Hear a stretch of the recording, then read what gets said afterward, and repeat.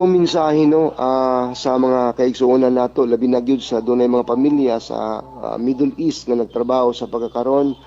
So ato lang yung ihatag ang atong kabugat sa Ginoo, di lang gyud ta mabalaka. Ang pulong sa Ginoo maghatag natog comfort sa Pilipos kapitulo 4 bersikulo 6 ingon ang pulong sa Ginoo nga dili kamo magkaguol sa bisan unsa kun dili ipaabot ninyo sa inyong ang inyong gikinahanglan diha sa Dios uban sa inyong pagpasalamat dinuyugan sa inyong mga pag-ampo ug siya mingon sa Jeremias 33:3 tawga ako ninyo kay ako mutubag ug magapakita og dagkong butang malisod nga wala ninyo hibaloi. Katapusan unang Pedro kapitulo 5 bersikulo 7 itugyan ang inyong kabalaka ngadto sa Dios kay siya adunay kahangawa ninyo. Mga igsoon, balik gyud ta ang pulong sa Ginoo puno gyud sa mga saad. Kung atong barugan ang saad sa Ginoo ato nang i-claim nagtuo ko nga di ta mapakyas og makabaton gyud tag tinuod nga kalinaw. Kay ang labing tinuod kita karon naa dinhi wa ta kabalog unsa nagkahitabo didto sa Middle East. Pero ang Dios nakakita sa kahimtang sa atong mga pamilya.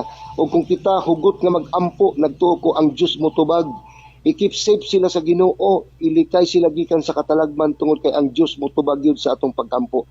I think God allows this to happen that somehow no do na siya ginahimo tungod kay ang panghitabo karon globally katumanan gyud na kung unsay naisulat sa Biblia. Amen, No, it amen. will going to happen. Ang wars, rumors of wars, mga earthquakes, mga famines and everything, it will going to come to pass tungod kay nganuman.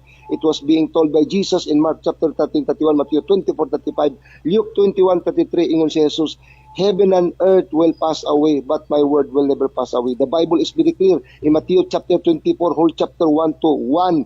Verse 1 down to 52 kung imong tan-aw na makita nimo ang tanang detalye sa panghitabo karon sa kalibutan. So di lang gyud ta magkaguol ug magkabalaka, mosalig lang gyud ta sa Ginoo pinaagi sa atong mga pag-ampo kay di gyud ta